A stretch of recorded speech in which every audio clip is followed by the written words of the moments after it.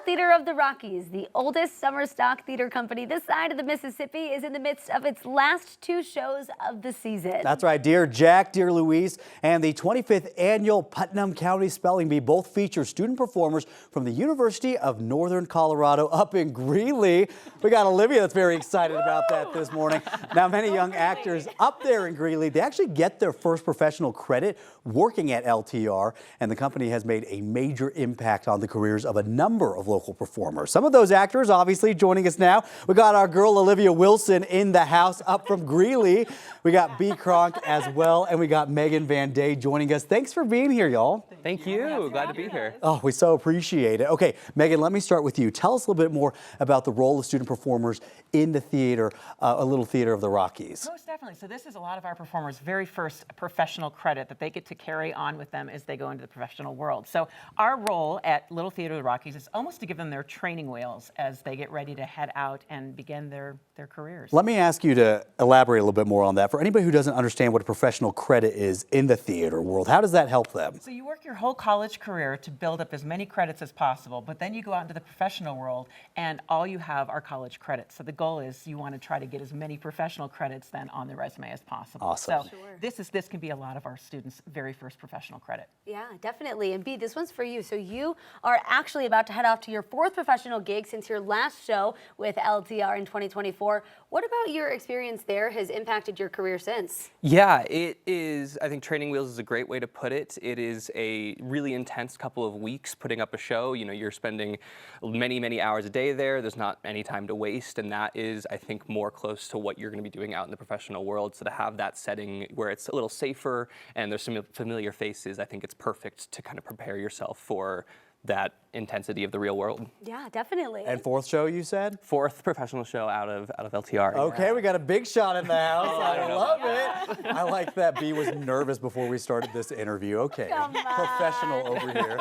All right, and Olivia, you did LTR in the middle of your college experience. You just graduated. How did LTR offer a bit of a different experience for you than sitting in your classes? Yeah, no, it definitely, I mean, exactly what Megan said. It really is such a beautiful way to kind of get into the professional world and still, you know, be at UNC and still have familiar faces and like be in familiar classes or classrooms and also like in the theaters themselves. So I was so grateful to be able to do that and just have something in the summer that kept me in Greeley and like, you know, staying there and then being able to finish out my college career and stuff like that. A little bit of learning on the job, right? Yes, no, definitely. Best way to pick it up. Baptism by fire. Exactly. No, but it's very fast. That is very true, as B said. But it's so fun, and like I did 2 shows in rep kind of the last time I did LTR, and that was also a different kind of experience in its own, but it was so awesome, and I feel so prepared for the world, which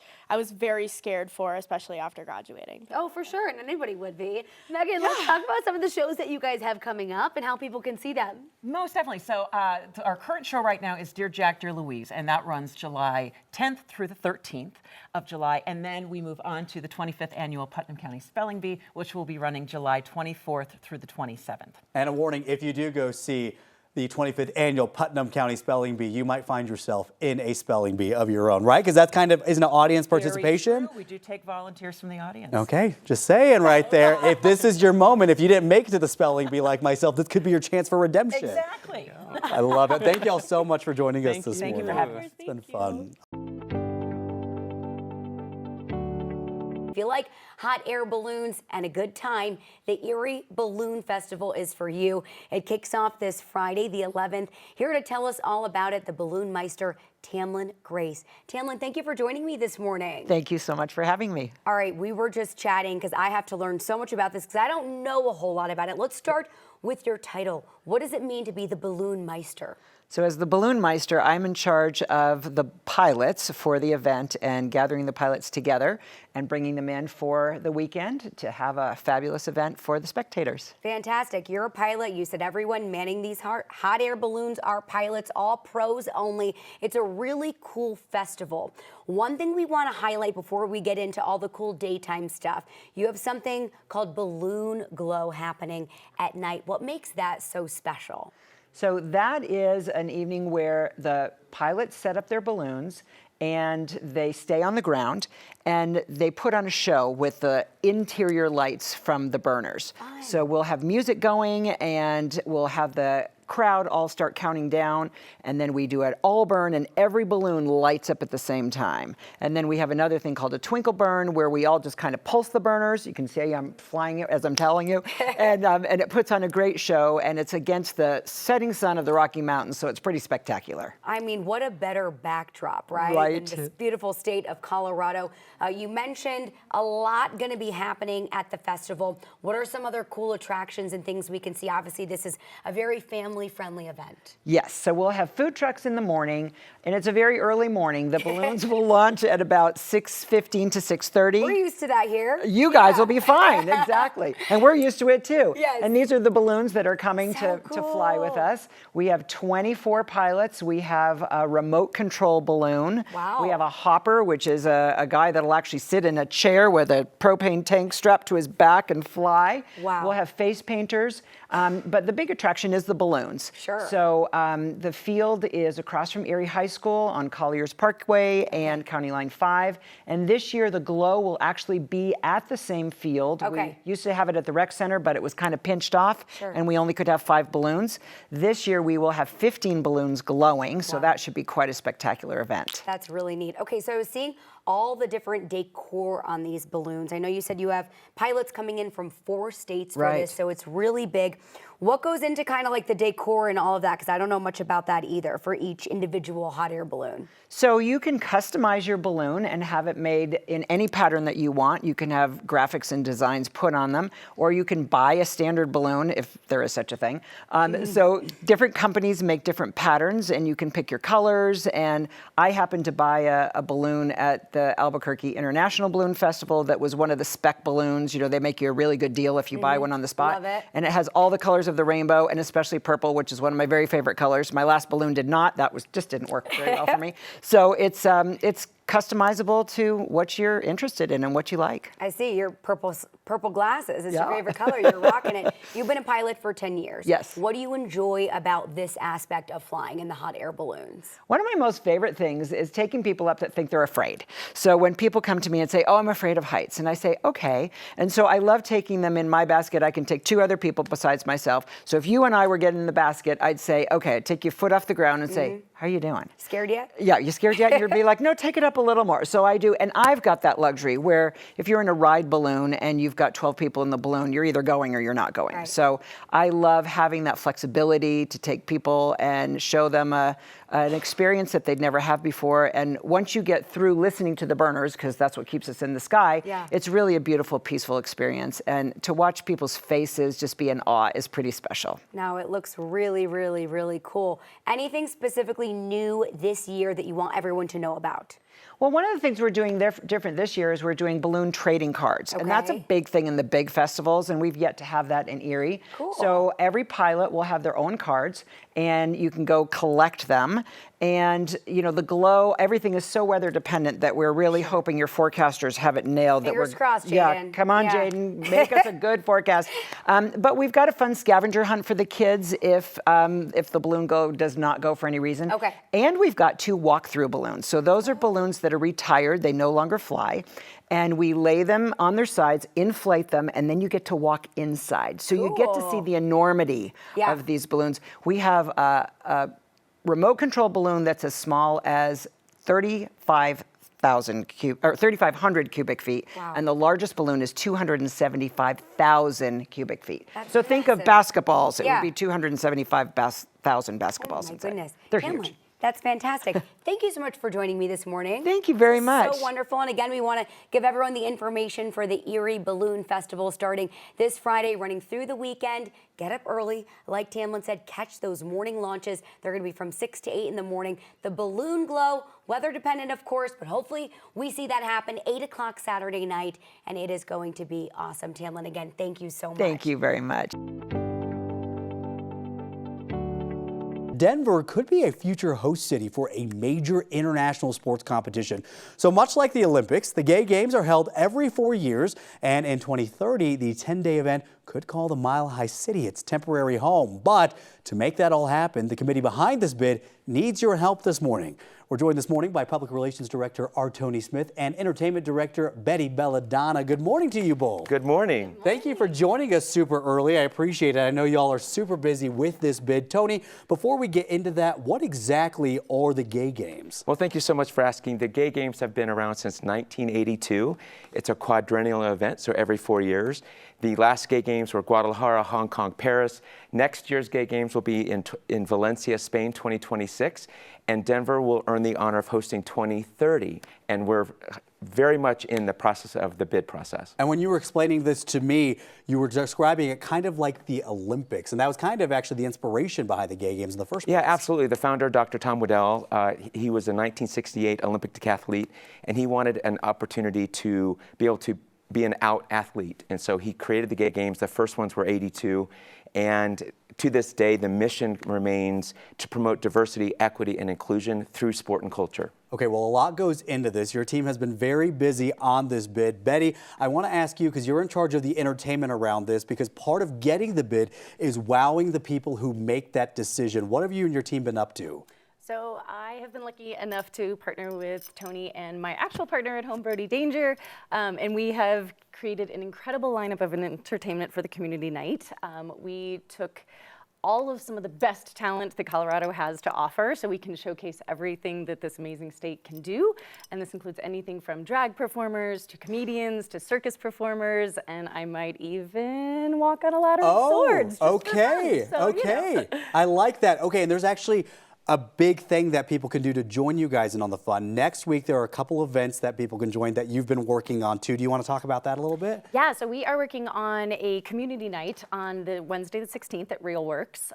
We are going to be joined with some amazing performers, including Cheer Colorado, our local Flaggets, which is our saber, rifle, and flag crew here in Colorado. But they can come to the event at Real Works. It starts at 5 o'clock, and bring your checkbook, bring cash, bring diamonds. We will accept anything. Yes. We are getting the Gay Games to Denver in 2030, and this is our final performances in front of the selection committee to showcase what we can actually do in Colorado. I'm glad you mentioned that, because this is, of course, a fundraiser, because I can imagine it takes a lot of money to put on something like this. Tony, how can people donate? Yeah, absolutely. So the number one thing is to come to our community night on Wednesday, this next Wednesday. And what's really going to be great about our community night is the governor is helping us out, the mayor. We've got Representative Brianna Titone. We also have Attorney General Phil Weiser, just to let people know the gravitas of what this could mean for this, not just the city of Denver, but the state of Colorado. But you can go to ggden2030.com to learn about how you can contribute. Let me ask, we got about 30 seconds left, but I want to ask, what would this mean for Denver if the Gay Games come to Denver, for the economy, for the culture? Oh my goodness, I think the most important thing right now is the world needs a mountain of hope, and Denver is going to bring it. And it's for LGBTQ plus allies. The Gay Games are open to everyone. So it's about bringing the world to Colorado and $100+ million of economic impact. And real fast, by the way, I've learned that for the Gay Games, you do not have to be LGBTQ or part of the community to actually compete. You can be straight, you can be, I guess if you're an ally, you technically are part of the community. Yeah, I was going to say everybody is welcome to participate in that. Absolutely, 18 and plus, everybody's welcome. I like what Betty said. What'd you say? Not to brag, but we accept everyone. We accept everyone. All right. Thank y'all so much for coming in. We appreciate it. Go check out the event next week. Again, they're trying to raise money to bring the Gay Games here in 2030. Tony, Betty, thank you so much. We appreciate your time this morning. Thank you for hosting for us, too. Yes, absolutely. I'll be there. Looking for the best bites and sips in Denver, from cozy coffee shops to fine dining hotspots? Look no further than 5280 Magazine's Top of the Town list. I'm telling you, they know what's up. Joining us this morning, we have 5280 food editor Mark Antonation. Thank you so much for coming in. And thank you for having me. This is great. I don't know how you guys do this every year. I really don't. How do you choose the top restaurants in town? Well, it's really a team effort. The whole staff is out all year trying foods, breakfast, lunch, dinner, cocktails. Of course, it's my job, but everyone is on the lookout and has their own selections. So I had a few, but most of them come from all of our staff. Do you need more people on your team? I don't need to be paid. I'd love to enlist you. Okay, great. My taste buds are in. Okay, what are some of your favorite food and drink spots this year? Well, there's Coffee Sarap, which is a Filipino coffee shop in Rhino. And they do these colorful drinks based on Filipino ingredients like ube and pandan, and they bake their own Filipino baked goods, so it's a great place. Oh, that sounds so good. All right, so this spread right now, it's the reason why Jordan has an apron on this morning. He's going to dig in. What Trusty did you bring Dolly. today? We got all kinds of stuff. We'll start here with this from Altrea in Union Station. They have bacon wrapped dates, and the dates are stuffed with roasted garlic goat cheese. And then we have a charcuterie board with some Spanish cured ham and cheeses. And then this is roasted shishito peppers with tahini. And there's an olive chili crisp on there too. Look, let me show you my skills right now. This is why you should put me on your team. Look, this is good. This should be on a list of some kind. It's not helpful because you would say that about pretty much anything. Well. That's got garlic in it. I can't It's talk gonna be a right good now. morning. All right, you keep chewing. What else did you bring over here? These pastries look good. So also from Union Station, this is Bao Mei, which is a dessert shop, and they have a Basque torta here, and then this is a frangipane, so it's going to be really almondy.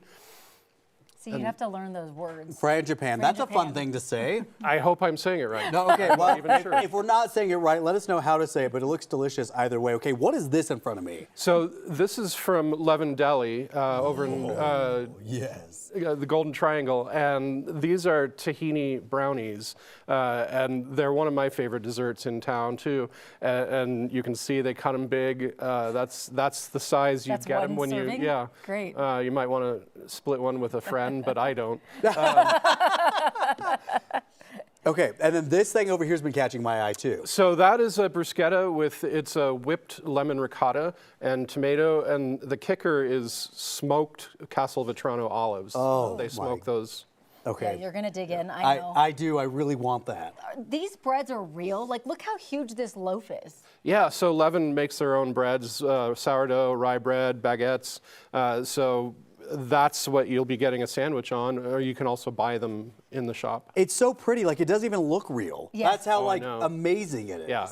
I feel like that's the secret to a good sandwich is the bread. Like, the bread has to be good and fresh and And it homemade. is. Oh, wow, you And it is. making a mess. That's good over here. What can we expect at the Top of the Town event coming up on Thursday? Well, food like this and more, multiple booths. It's an outdoor event in Cherry Creek North, and there's also beverages, alcoholic and non-alcoholic, and lots of fun games, sign-up things. Just an overall good time outdoor festival. Sounds like a good time. Thanks for coming in. You can come back anytime. Yeah, thank Bring you. some of your friends along next time. I love it. All right, so for ticket information and all of that, just 5280 Magazine. They've got all the details in their issue this month, and of course, that event is coming up next Thursday. And he said it's outdoors, so Chris, make your magic happen. Give him some good weather for that. Okay. Every Saturday, experienced dancers, beginners, and everyone in between are meeting up outside of Denver's Little Man Ice Cream to swing under the stars. Not what you expect to hear. When I go to Little Man Ice Cream, I'm looking forward to that salted caramel one. You know what I'm talking about? Oreo, the salted Oreo. Yes, oh, exactly. It's so good. We got Basha from Little Man and Swing in Denver's Kenny and Jessica with us this morning to tell us what's all about bringing these dancers together. Basha, welcome back. Thank you. Good to see you again. It's wonderful to be here. We're super excited about every summer we bring out, dancers and musicians and live music and soul dancing, and these two people are my heart and soul. We created swing dancing starting, I think, back in 2014, and it's kind of magical. They dance on the cobblestones under the starry lights. It's like so romantic. It is, and we used to start. There was a lot of older people doing it, and now I would say it's almost all young. It's really such a cool thing. Yeah. So, Kenny, you teach lessons before the dancing. What do first-time swing dancers need to know when they show up? Be ready to have some fun. Okay, bless you. Thank you. Whatever shoes. If you want to dance with an ice cream cone in your hand, Great. you can do Can that. you do Okay. that? Oh yeah. Like, are you skilled? Like, I mean, I'm not skilled enough. Are you Are you skilled enough to skilled? do Oh, yeah. that? Oh my gosh. Drink in a Does it hand, all. ice cream cone. That is awesome. All right, can you guys give us a little bit of a preview of some of the dancing that we see out there? Yeah, absolutely. Oh, he said that really excited, so I'm ready for what's to go. come. We're gonna play some All right, music Basha, for come y'all. join us over here.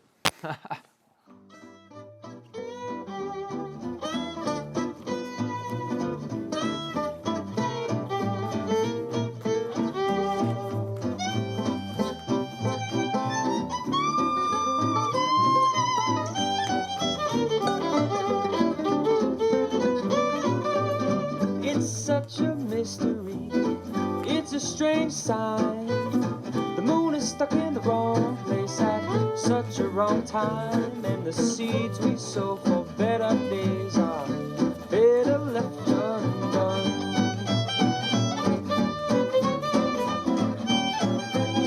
Look to the elders, look to the wind. It's blowing better ways to love through all the sin. And the seeds we sowed from yesterday will bloom into the tree. Oh yes, just plant trees. Oh now, plant trees. Plant them right over my grave.